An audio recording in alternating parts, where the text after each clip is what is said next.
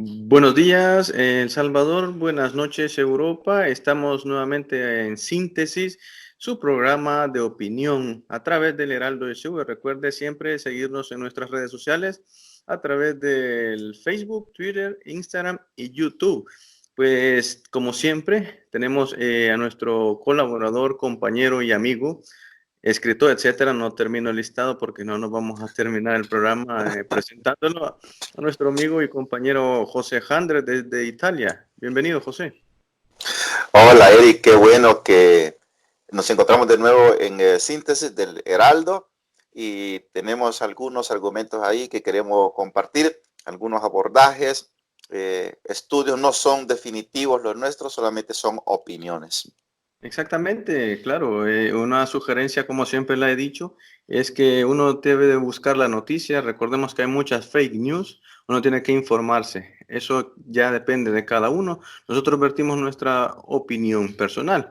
Y bueno, pues vamos a hablar un poco, ya entrando en materia, sobre lo que se ha venido comentando. Ya tenemos más de una semana más o menos del tema. Y el tema es el siguiente. Nayib en la ONU. Bueno, si ya hemos visto las noticias, redes sociales, ¿qué es lo que aparece relacionado con Nayib y en la ONU? El selfie, ¿no? De donde aparece Nayib pero lo hace a sus espaldas, ¿no? El tema que fue a tocar, pues creo que de momento un poco interesante para ver una perspectiva futurista sobre las nuevas reuniones en la ONU. Creo que a mi ver, son temas que se pueden tocar de manera secundaria, ¿no? Porque realmente lo que interesa es el bien común, el bien de las personas, el bien de la sociedad.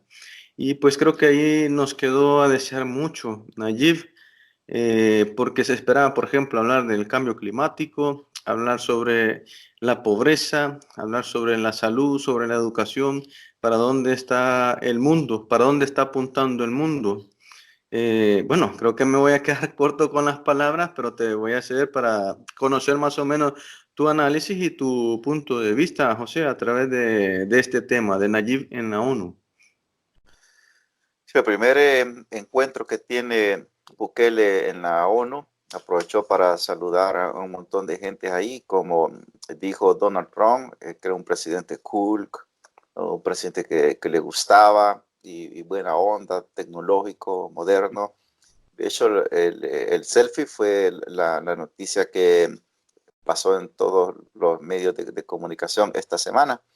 Y la agenda de Bukele, lo que tiene en su cabeza, no fue en sintonía con los argumentos que ya se venían tratando en la ONU, son esos que vos has mencionado, sobre el cambio climático, del que también se zafó Estados Unidos, no asumió ninguna responsabilidad, sobre la pobreza.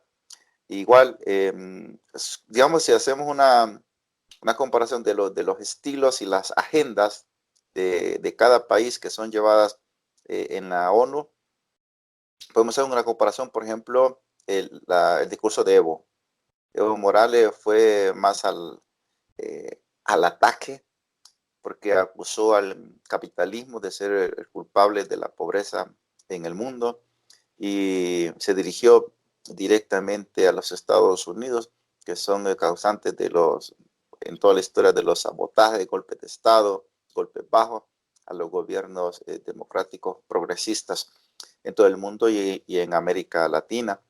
Mientras que Bukele se enfocó en la cuestión de Internet, en la cuestión de tecnológica, un discurso quizás no comprometedor, sino no quería asumir ninguna posición en su primera visita a la ONU porque existe esta aparente óptimas relaciones con el gobierno de Washington. Digo aparente porque Bukele y todo el club que gira en torno a él, puede ser personas que den algunos cambios inesperados en la política exterior y estos acuerdos que se están dando con Estados Unidos que se saben y no se saben, más no se saben, pueden ser una forma de distracción. Por lo tanto, Bukele a mi forma de ver, en su primer abordaje en la ONU, quiso ir probando el terreno y quedar bien con todo el mundo, con todos los países, ¿no? Presentar a un El Salvador desvinculado de esas problemáticas internacionales, posiblemente que está pensando en los préstamos futuros en el Banco Mundial, el Fondo Monetario Internacional. Entonces quiere mostrar una cara de un país que no se pelea con Estados Unidos, no se pelea con nadie. Si has visto, se ha bajado la cuestión sobre Honduras, ¿no? Lo que él planteaba en la campaña electoral. Está sobre lo de Venezuela, porque es un tema de que le favorece en cuanto a que puede congraciarse con los Estados Unidos, ¿no? Porque es el lenguaje que está circulando en los gobiernos de ultraderecha y derecha, que es tumbar el gobierno de Venezuela, lo que está de moda.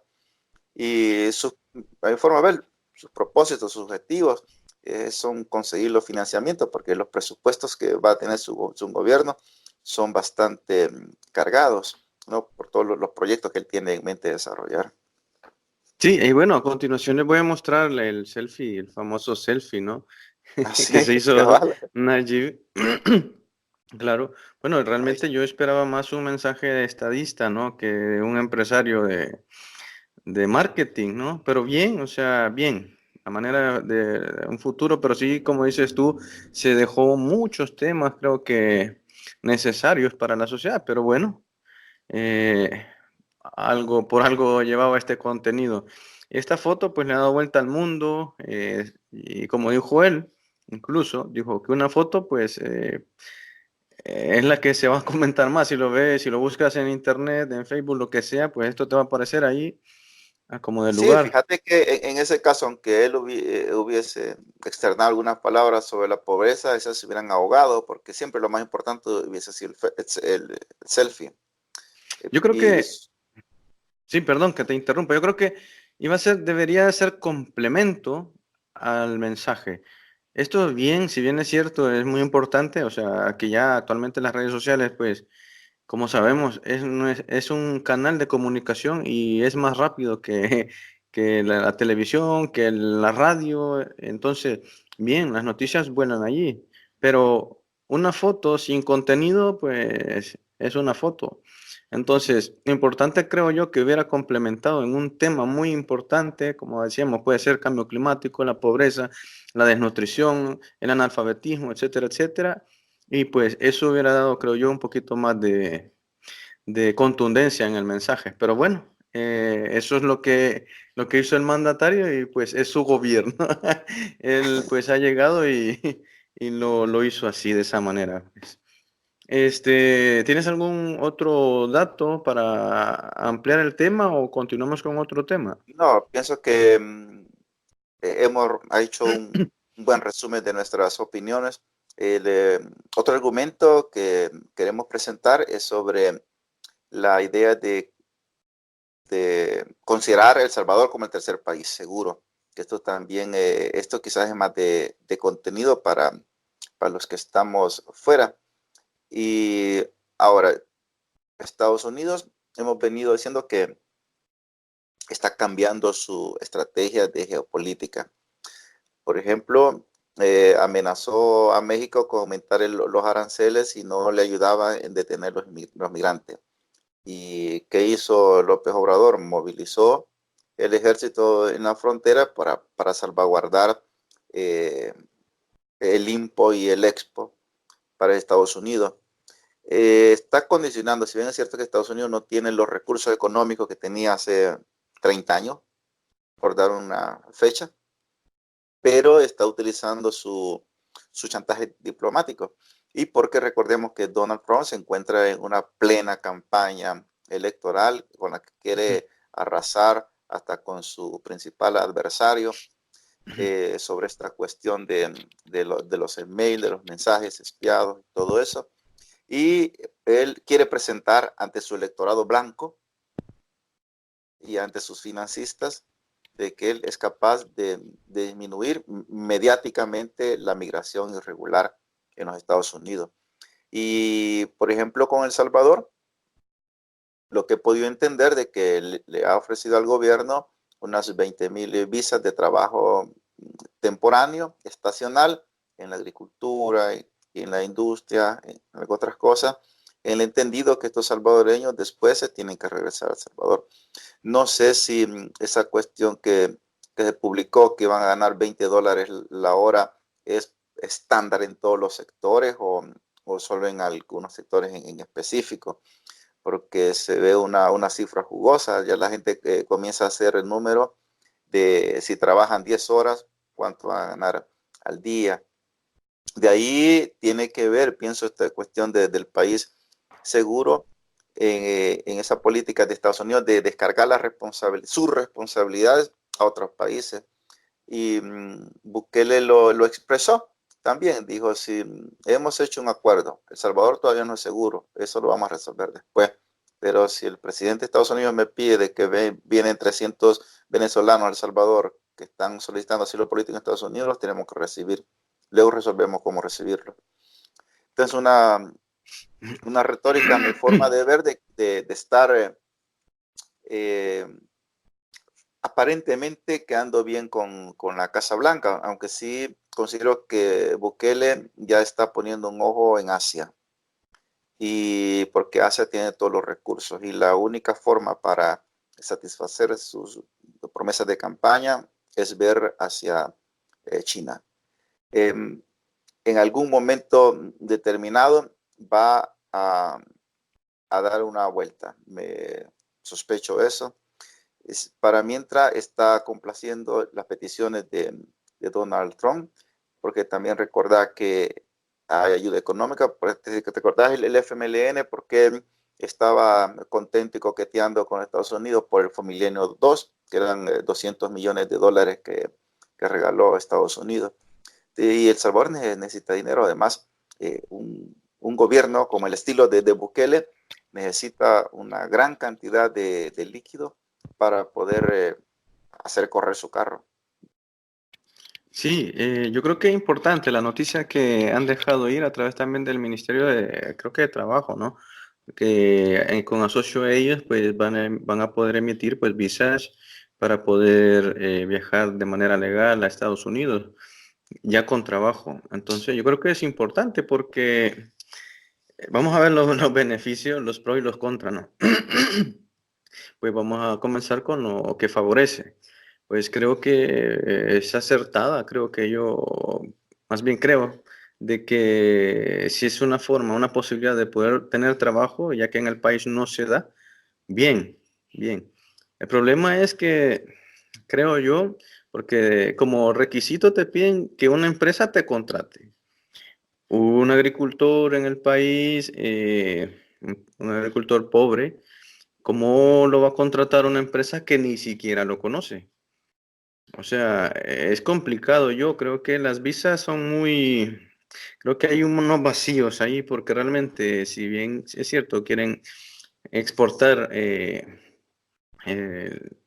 trabajo humano para Estados Unidos por un cierto tiempo, no todo el tiempo, no que por temporadas, como dicen, unas tres meses y de vuelta para casa. ¿Que se va a ganar bien? Sí, pero antes tienen que haber sido contratados por la empresa en Estados Unidos. Entonces, como te digo, o sea, ¿cómo vas a ver un pobre agricultor en el país puede ser contratado por una empresa multinacional? Yo lo veo un poco complicado, a menos de que sean ferias en el país. No sé si está tomado en cuenta eso para que los agricultores lleguen y puedan darse a conocer a través de sus trabajos, ¿no?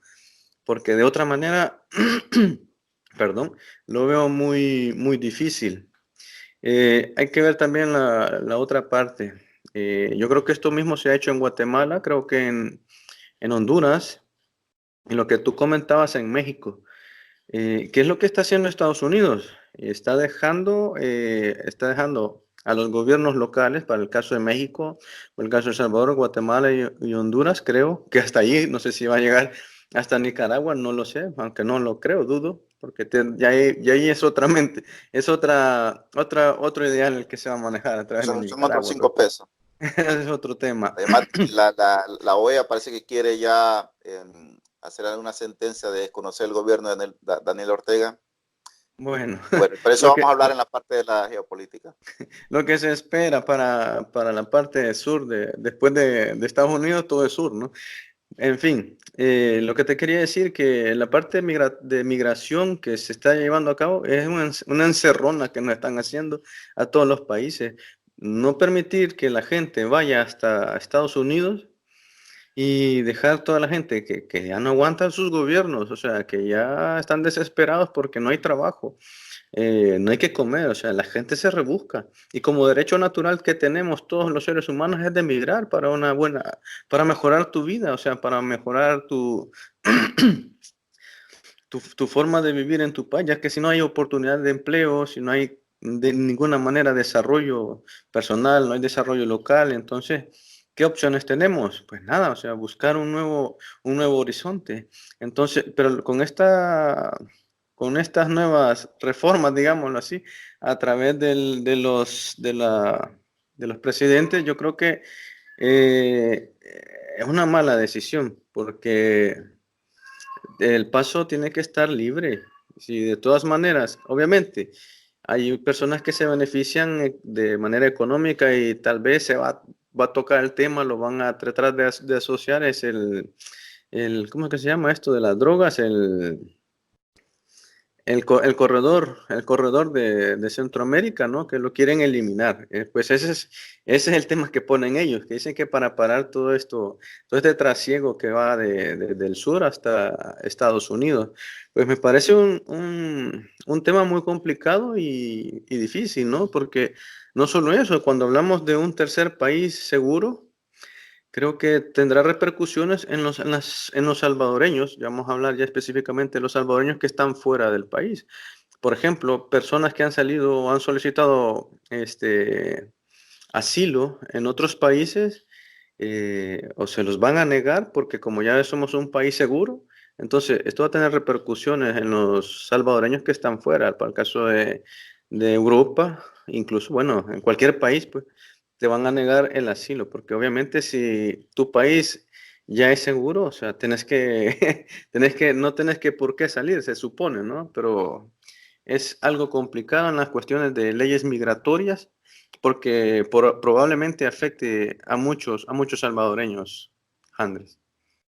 Fíjate que, bueno, como lo hemos venido diciendo aquí en el Heraldo, que las cosas positivas que haga el gobierno vamos a felicitarlo, pero también las cosas que no consideremos adecuadas, vamos a señalarlas. Y vemos bien, por ejemplo, que quieran renegociar los TPS en Estados Unidos. Lo vemos bien, al parecer va a cambiar nombre, va a ser otro programa, va a ser una prórroga. Vemos bien estos trabajos estacionales de nuestros compatriotas.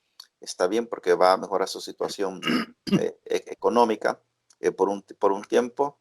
Eh, Esto lo vemos bien. Lo que sucede es que con estas decisiones, y confío en la inteligencia que tiene nuestro presidente de El Salvador, con estas decisiones de declarar El Salvador seguro, y hablo de aquí de Italia porque es donde vivo y donde palpo las personas que están solicitando asilo político subsidiario, se llama la terminología técnica, es que están dando permisos, asilos políticos por 5 años, por el motivo de que esta persona corre peligro en El Salvador a causa de las pandillas, ¿no? Por extorsión, por amenaza de muerte, por golpes, otro tipo de cosas. ¿Y qué pasa? Que por 5 años, a condición de que el Estado italiano, la migración italiana, tiene la facultad de renovar o negar esa visa.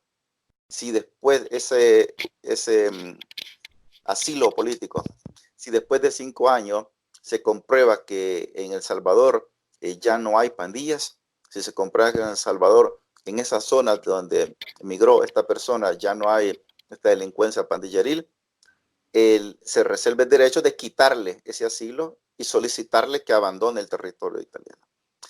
Eh, Antes de que declararan, antes que Bukele comenzara a mencionar sobre la intención de declarar un país seguro, El Salvador, ya estaban negando a bastantes personas la solicitud de asilo político. Uno, porque no traían las suficientes pruebas para demostrarlo.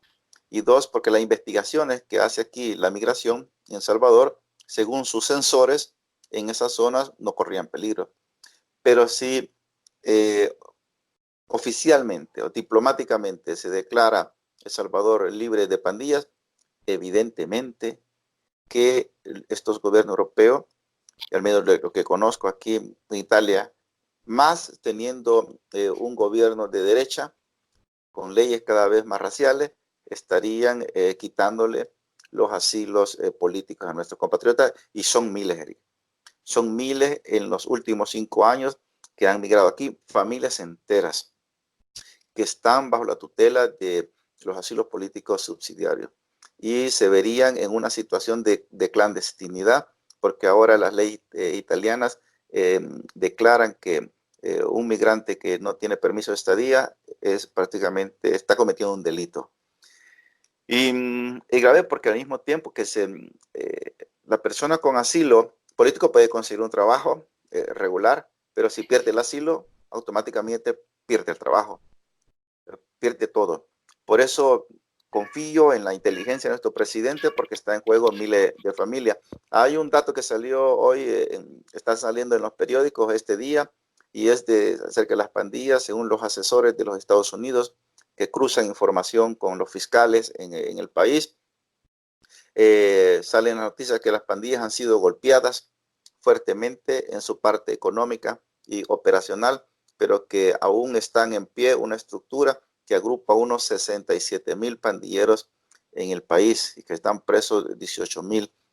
Eso es un indicador, porque para poder combatir la criminalidad, este tipo de criminalidad, se necesitan medidas que perduren en el tiempo y sean permanentes, porque hay que combatir la extorsión, los desaparecidos, las amenazas, tantas cosas.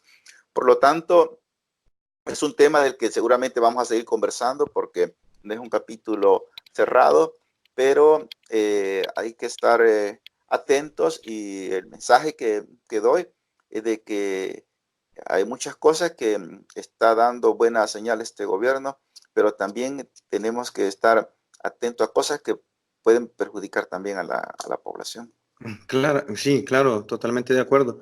Lo que te iba a decir, si con los datos estimados, estamos hablando de unos 85,000, voy a poner aproximadamente, eh, pandilleros en El Salvador, ¿no? Eh, si bien es cierto, todos necesitamos que esto se termine, las pandillas no es nada bueno. Obviamente, si se va a declarar como país seguro El Salvador con 85,000 pandilleros, y sus nexos con otras circunstancias, lo vamos a dejar ahí, porque claro, es un problema muy, muy, muy profundo para tocarlo. Yo creo que ojalá que Nayib Bukele y su equipo de trabajo, a través del ministro de Seguridad y todo lo que asocia al plan territorial, para poder salvaguardar a todo el país, ¿no? Y que realmente sea un país seguro. Yo creo que las cosas se van haciendo al revés, ¿no? Porque primero es un país seguro, pero teniendo el problema. Yo creo que mejor sería al revés, terminarnos el problema y declararnos país seguro, ¿no? Para que realmente sea cierto lo que se está hablando. Pero bueno, eso es lo que esperamos, y tenemos fe, como todos los salvadoreños, de que esto se termine ya. Y pues ya según sus planes, pues para erradicar las pandillas deberá de tener su tiempo. Ojalá que sea muy pronto. Y bueno, pasamos a otro tema ya, porque esos son temas que vamos a seguir hablando de manera continua a través del Heraldo. Todos los análisis que se hacen, recuerden seguirnos siempre en Facebook, Twitter, Instagram y YouTube. También la página web www.elheraldosb.com. Vamos a hablar un poco sobre la actualidad política en El Salvador. Si te recuerdas, no sé si la prensa gráfica hace como 2 semanas o 3 semanas más o menos, o un mes, sacó unas encuestas donde aparecía que el 30 y pico por ciento favorecía a Nuevas Ideas, que era el partido que más tendencia favorable tenía. Luego Arena con 11 puntos y algo. Posteriormente el FMLN con 5 puntos y algo. Y los demás partidos políticos pequeños, eh, un poquitito. Vamos a hablar que no llegaban ni a un 1%.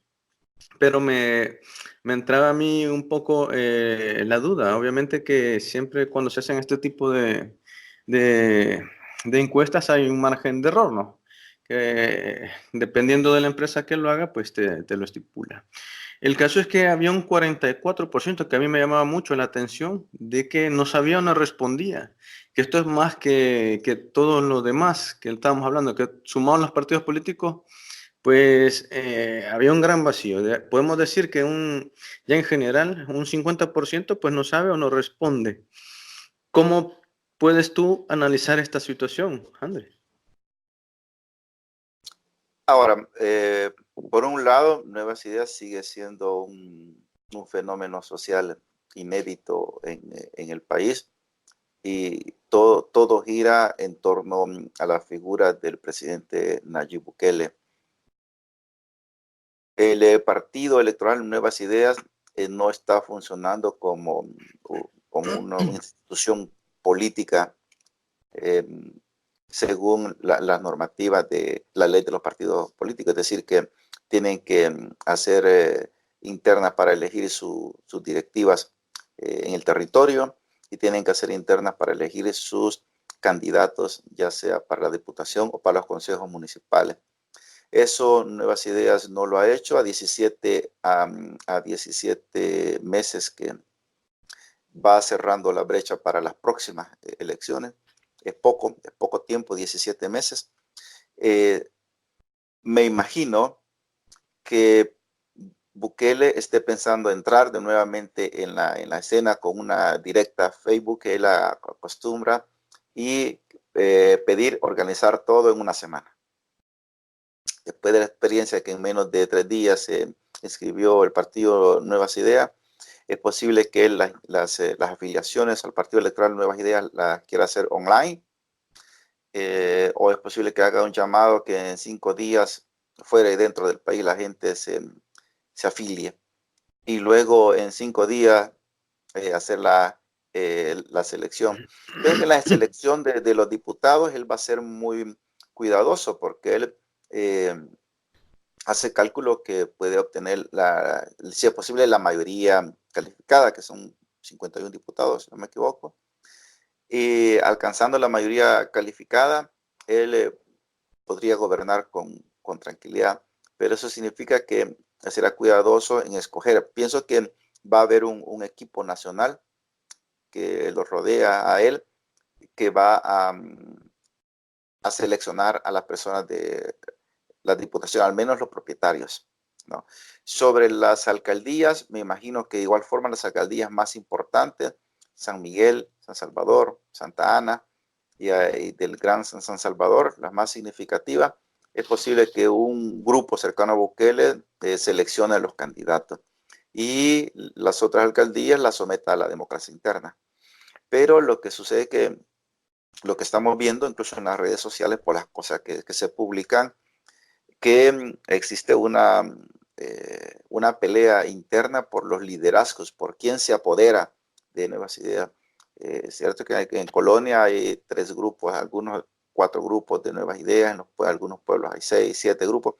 Y ya lo hemos dicho, uno de los problemas que tiene Nuevas Ideas es la gente oportunista que ha entrado, demagoga, que quieren apoderarse. Hay miles de personas que tienen buenas intenciones, sanas intenciones, son personas inteligentes, pero también hay gente que tiene una mentalidad de avaricia y satisfacer solo sus necesidades personales. Y esas son las personas que destruyen cualquier proyecto, por bonito que sea.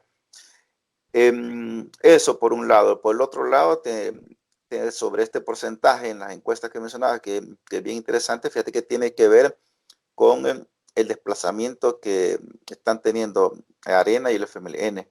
Porque incluso si hiciste la lectura del partido Gana, el partido Gana está ubicado entre los partidos pequeños, al nivel del FMLN, al nivel de Arena, ahí está. Porque fíjate que esto demostró también un nivel un pequeño nivel de desarrollo político en la población, donde dijo, voy a marcar papeleta de Gana, el partido Gana, pero en realidad estoy votando por Bukele. De hecho, el partido Gana no es que se ha inflado como algunos analistas pensaban. El partido Gana sigue siendo pequeño. Los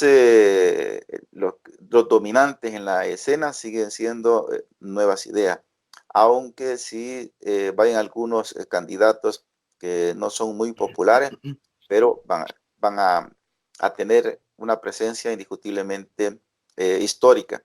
Ahora, el partido electoral FMLN, no solamente en los 10 años que gobernó, que fue un desastre total, sino desde antes, cuando gobernaban las alcaldías, cuando eran diputados, demostraron de que ellos no hacían lo que decían, es decir, utilizaban el término incluso izquierda solamente para una competencia electoral. De esa forma, Arena les decía comunistas y de esa forma el FMLN les decía escuadrones de la muerte Arena, y en ese jueguito de uso de las palabras, el FMLN se terminó el término izquierda. Ahora hablar de izquierda es como hablar del diablo. Es una palabra que la destruyó el FMLN, la sigue usando porque siguen diciendo que son la única izquierda en el país, cuando no es así. En primer lugar, no considero que ellos sean de izquierda. Es posible que hayan militantes que lo sean, pero no las cúpulas y las cupulitas que existen en el FMLN. Eso significa que hay grandes sectores, hay amplios sectores. Por ejemplo, en la marcha negra de los sindicatos y movimiento popular se demostró que pertenecen a un pensamiento progresista y que a lo mejor ellos estén pensando también en vista de esas encuestas, posiblemente sea reflejo de esta buena tajada de la población que desearía un instrumento político de acuerdo a sus aspiraciones, ¿no? De acuerdo a sus sueños. No sería extraño pues que surjan nuevos escenarios, nuevos escenarios en los cuales hayan actores y autores diferentes. Sí, sí, eso te iba a preguntar porque, a ver, existe un espacio, digámoslo así, de la vieja escuela que todavía pues se analiza, o si tienen una tendencia ideológica, pues se hacen o de izquierda o de derecha. Yo creo que ese 44 y pico por ciento que no sabe, no responde es por eso, porque también está en la expectativa de lo que el gobierno de Nayib vaya a hacer, porque lo que Nayib dice, no somos ni izquierda, no somos ni derecha. Entonces, las ideologías en ese aspecto tienden a desaparecer, ¿no?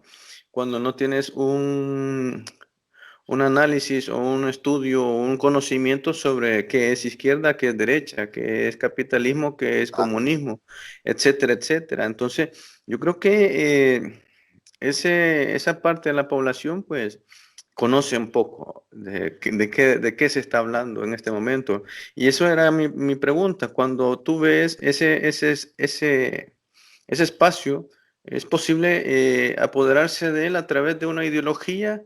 ¿Es posible que todos en el país, todas las organizaciones que estamos viendo cómo se ha venido desarrollando ya políticamente, la gente que antes no se metía a esto porque decía, no, que es una pérdida de tiempo, que no, yo mejor, yo trabajo y como y así? Yo veo en El Salvador que se ha activado la cuestión política en las personas más naturales, digámoslo así, con el interés de poder cambiar el país. Entonces, voy a meter aquí, por ejemplo, los no partidarios, que hay muchas personas que están trabajando, que no dicen si tienen alguna tendencia ideológica, ¿no? Ellos según sus acciones y según lo que ellos, su filosofía de manejar la política, pues van tomando decisiones. Para el caso del diputado Leonardo Bonilla, ¿no? Que entró en las pasadas elecciones como diputado.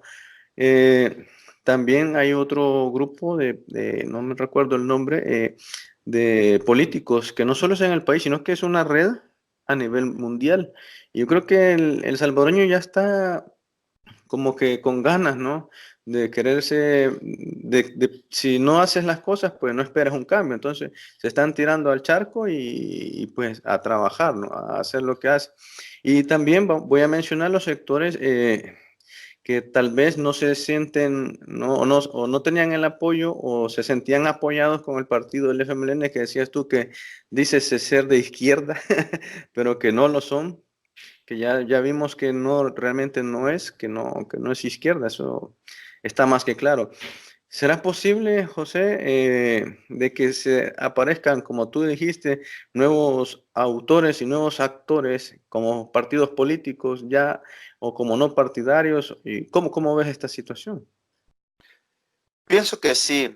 Y como hablábamos otras veces, eso iba a depender de los tiempos sociales, que eso puede ser mañana o puede ser dentro de 5 días, no lo podemos medir. Pero considero de que hay un buen sector de la sociedad salvadoreña que le gusta reflexionar, le gusta pensar. Otro de los elementos de que son dañinos en el partido Nuevas Ideas es el fanatismo. Y ahora el fanatismo y el oportunismo son de los dos cánceres que pueden corroer y convertir a ese partido en algo de más de lo mismo, de lo que se ha dicho. Son dos peligros reales y el fanatismo tiene que ver con el poco interés en estudiar. Y esto es grave porque el analfabetismo político es lo que muchos demagogos prefieren. Mientras la gente no estudie la política, mientras la gente no reflexione, es más fácil engañarla y es más fácil tenerla ahí pegada con la esperanza de un puesto, con la esperanza de cualquier cosa. Y cuando se habla, por ejemplo, de no izquierda, no derecha, eso solo me recuerda cuando se desplomó la Unión Soviética en el 92. Y se decía de que los teóricos, los tanques de pensamiento del capitalismo decían de que era el fin de las ideologías. Fíjate, desde 1992 se viene manejando esto. Pero cuando decían ellos de que era el fin de la ideología es porque estaban diciendo somos los únicos que dominamos ideológicamente. Es decir, es un juego de palabras que puede engañar. Que cuando se dice no de izquierda y no de derecha es una cuestión bastante relativo, porque en primer lugar hay que, hoy es bien fácil estudiar, ¿no? Te vas a Google y digitas qué significa ideología y ahí te aparece. Luego, qué significa ideología política y ahí te explica. ¿Qué significa ideología económica? Y ahí te explica. ¿Qué significa ideología cultural? No, oye, es fácil. Se necesita tener voluntad para poder estudiar, aprender y desaprender al mismo tiempo. Las cosas que ya no van de acuerdo a los tiempos actuales. Eso significa que, ahora, lo que planteo, mira, mi opinión personal es que este gobierno, por los primeros pincelazos que se está dando, va encaminado a modernizar el capitalismo, ¿no? Y pues está bien, si ya fracasó Arena, que son de derecha declarada, fracasó el FMLN, El que son de FMLN. derecha disfrazada, Oculta. una derecha oculta que es el FMLN, pues con el discurso no derecha, no izquierda, están aplicando la puesta en marcha de la modernización del capitalismo en El Salvador y crear lo que ellos llaman la clase media en el país. Pienso de que Bukele y las personas que están en su torno tienen un proyecto de unos 30 años para El Salvador, pero están pensando gobernar ellos en esos 30 años. No sería extraño, no sería nada extraño que también modifiquen la constitución y puedan lograr que Bukele se reelija o que sea Gabriela o que sea otra parte del plan de ellos, ¿no?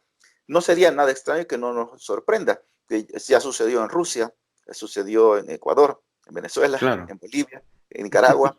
Por lo tanto, no sería extraño que suceda también eso. Bueno, tenemos que escandalizarnos en eso. En base a esta clase social, económica, dominante también, que ha llegado al poder con su propia trayectoria y proyección de la política de derecha, evidentemente. Pero bien venga, si sacan del país de ese hoyo del capitalismo miserable que lo han hundido las otras derechas, bien venga que lo saquen de ahí. Eso pues tiene que ver con la nueva forma de la democracia que ellos tienen. ¿Cuál es el concepto de democracia? Ellos dicen, nosotros somos una clase fresca, una clase nueva, oxigenada, y nosotros vemos que la democracia es que nosotros tenemos que continuar por 30 años gobernando. ¿Entendés? Este martes, el presidente ecuatoriano, Lenín Moreno, a través de una cadena de radio y televisión a nivel nacional, anunció un paquete de medidas económicas, tributarias y laborales. Este tipo de medidas estuvieron ya previamente anunciadas por diversos funcionarios del Estado, sobre todo por el vicepresidente del Ecuador. Ahora, ¿cómo vienen estas medidas? Estas medidas nacen luego de que el Fondo Monetario Internacional hiciera un análisis de la economía ecuatoriana y previo al desembolso de un tramo de crédito de 10.300 millones que habían concordado. ¿En qué consisten las medidas? Básicamente, las medidas consisten en la eliminación del anticipo del pago del impuesto a la renta, la disminución progresiva del impuesto a la salida de capitales del país, beneficios a la producción bananera, alza de los beneficios a la banca, a los importadores, a los exportadores y a los industriales.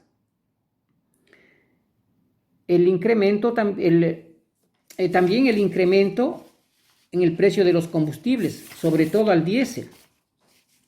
Ahora, estas medidas obviamente son de carácter impopular y son medidas inflacionarias, porque irían a golpear ya directamente la canasta básica familiar.